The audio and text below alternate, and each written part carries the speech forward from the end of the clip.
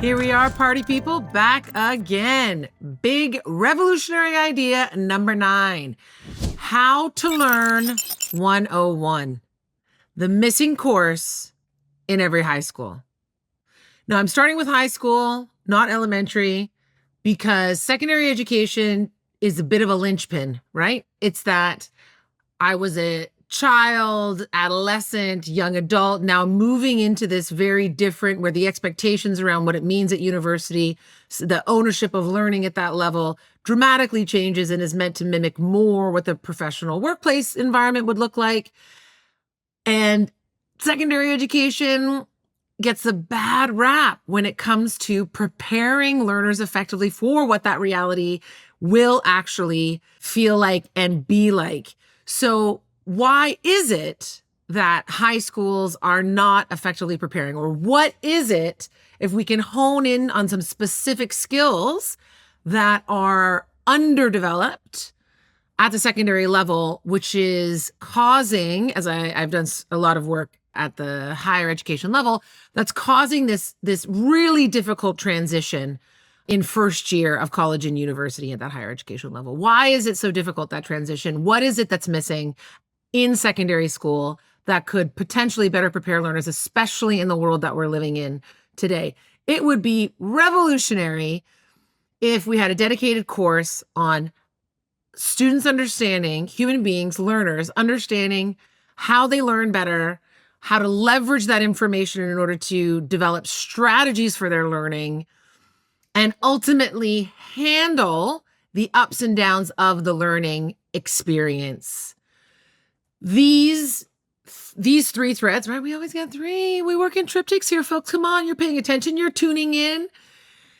This idea of understanding how the brain works, learning to work smarter, not harder, right? We say that all the time, work smarter, not harder. But we need to understand neurobiologically, sociologically, anthropologically, what is attention? What is memory? What is intrinsic motivation? Because ultimately, our high schools are still run on very competitive, punitive, carrot stick, extrinsic motivation, consequence-based models, right? Many of our systems, professional, secondary, and university alike. But in high school, we have an opportunity at that stage of development, both biologically and socially. We have opportunities to help cultivate a sense of self-awareness that goes much deeper than, oh, I like this color. This is my favorite color. This is my favorite movie. And, I like basketball and I'm going to pursue a basketball scholarship. Or I think I really like, I'm good at math. So maybe I should go into the sciences when I apply for higher education. These are all important and wonderful things to know about oneself. But what if I could tune in more deeply to my needs, my desires, my default patterns, the things that I've been modeled in the home, my cultural influences, how my friend groups are impacting my thoughts and decisions and actions? What kind of power could I have at such a critical stage of development to make more informed decisions about what I want and how I want to move forward in my life, how I want to deal with this next science exam, how I want to deal with the selection of a university, how I want to deal with the cyberbullying I'm experiencing. The potential for helping high school students tune in to who they are and how their brain works, and how their brain works impacts the choices and decisions and attitudes and actions that they have as individuals. The potential that work could have on the future of that human's trajectory, on that individual's experience as they move out of high school, is exponential. So brain science first. And you do not need to be a neuroscientist to better articulate in your own in-classroom or in, wouldn't it be wonderful, an isolated course focused on how you learn 101. You don't have to be a neuroscientist. There is very understandable, accessible themes associated with how memory works, how learning works, the basics of cognitive science. And then you look at psychology, influences, this idea of the narratives in our mind, the narrative self, that you're telling yourself stories, that those stories aren't necessarily truth. Like, it's incredible how I was having conversations in my 20s and 30s with people about the fact that there's a narrative self. And this is like blowing our minds. The fact that all of these experiences and stimuli that I've had over my life is causing me to have these default patterns, this storyteller in my brain. This is like, imagine if we could equip young human beings with this information, how their lives might be different, the different choices they might make. So I remember also in high school, there was the introduction of a CAP course, C-A-P-P. That meant I went to school in BC, so it doesn't exist everywhere. But this idea of career and personal planning. It was decided that grade 11 and 12 students were not adequately prepared for transitioning to the workforce. So there was this very economics, designing a CV, writing a cover letter, applying for a job, interview skills. There was this very career-focused course that came into existence in the late 90s when I was in high school. There was character education that's come out and had various inertia over the years. But that came out when we realized that elementary and high school students needed to be more explicitly taught these human essential capacities. We now stand in the moment. It's happening. The revolution is happening, right?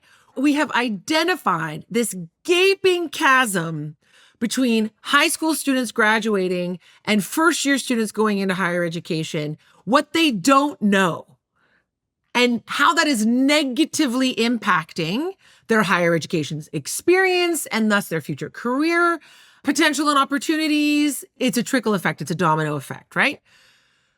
So we have the potential, whoever's listening, if you're an educational leader and you have, you work in the TDSB, the Toronto District School Board, or you have the government policy, the education policy minister's ear, there is the need for a course that helps to better prepare secondary school students with the information as to how their brain works, how they learn, what motivation is, how technology is impacting their attention spans, that attention is the real currency, the work behind a lot of these technological sites and how they've employed psychologists and neuroscientists to get and keep your attention. We need to equip them with strategies to move forward with that basic neurobiological knowledge into the sphere of self-awareness and what that means to them. What are their practices? How do they interact with technology? What do they get distracted by? What really gets them motivated? What feels like flow to them, right? Flow science. A course that helped students come into contact with this heightened level of metacognition would better prepare students to normalize struggle. So this idea of look at the brain, look at what the brain means to me in terms of who I am as a self.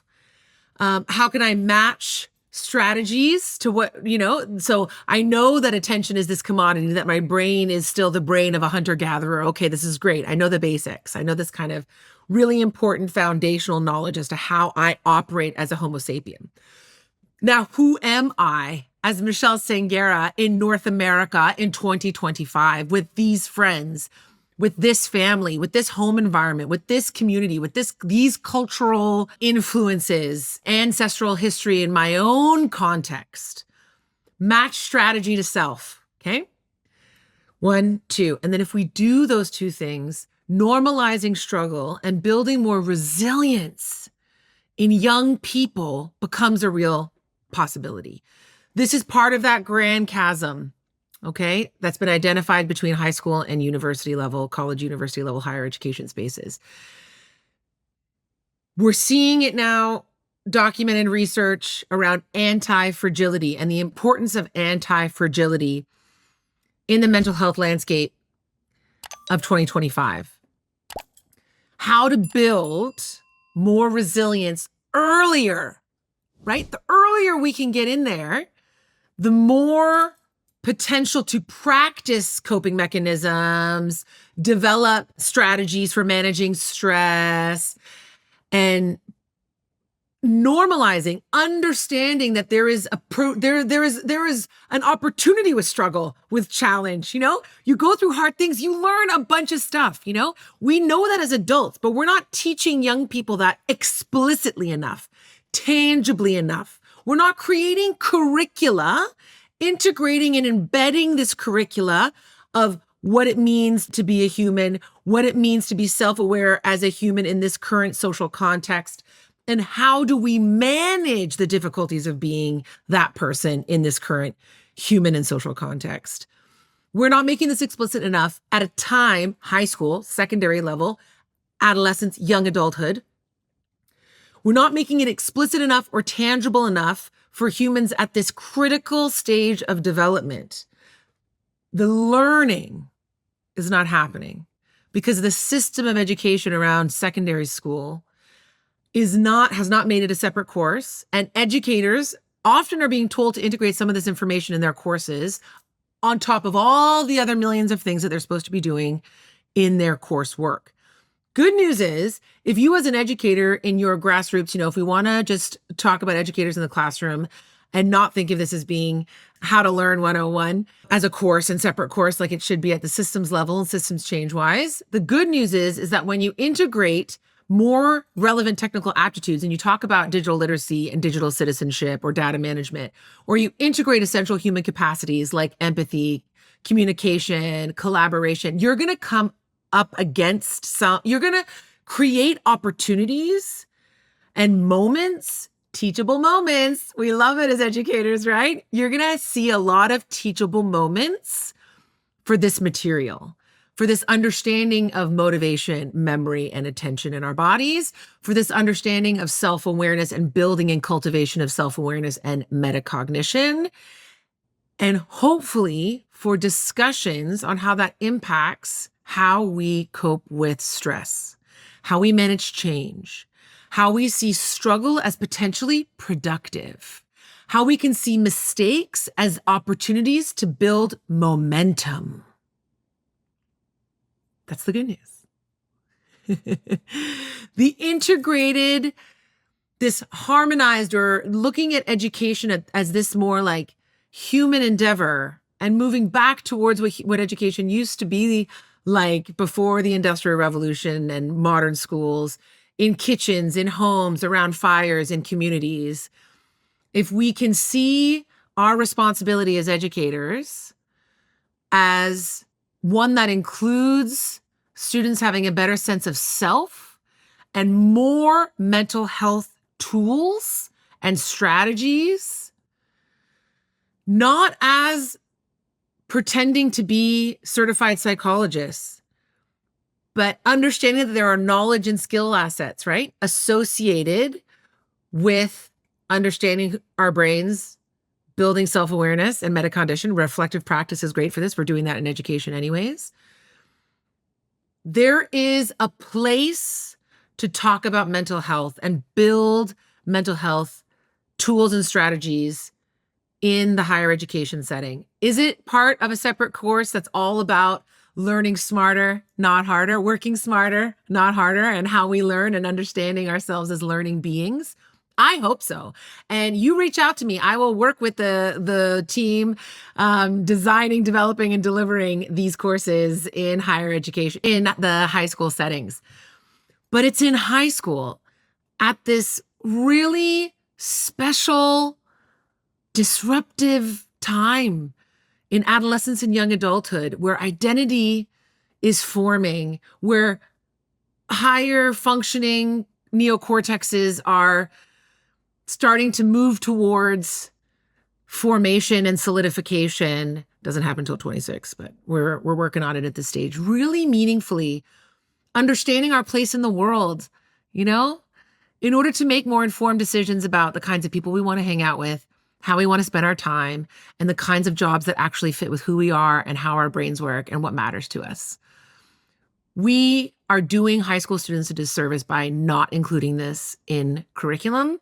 We are doing educators a disservice by not better equipping them for the teachable moments where they could include some of these knowledge and skills in their curricula. And we can do better. We can do better by first noticing this chasm, understanding that it's within our control as educators and educational administrators and education leaders to make small incremental changes in integrating this curriculum into the high school ecosystem. And hopefully we shift so far that we start to isolate these knowledge assets and skill assets and put them in a special place, a course, a co-op, an experience where these malleable, so special adolescents and young adults can explore and be vulnerable and connect to themselves in this meaningful way so that their learning and their work and their productivity and performance in so many different ways is more authentic, meaningful, and powerful after they've left the high school environment. Let's talk about after they leave the high school environment next time with more on the higher education context. The Education Revolution podcast is produced in-house by community members, and I'm your host, Dr. Michelle Sangera. Thank you for listening to this week's episode, and don't forget to subscribe to my YouTube channel and head over to my website to opt in for my newsletter for more ways to connect with some of these big ideas.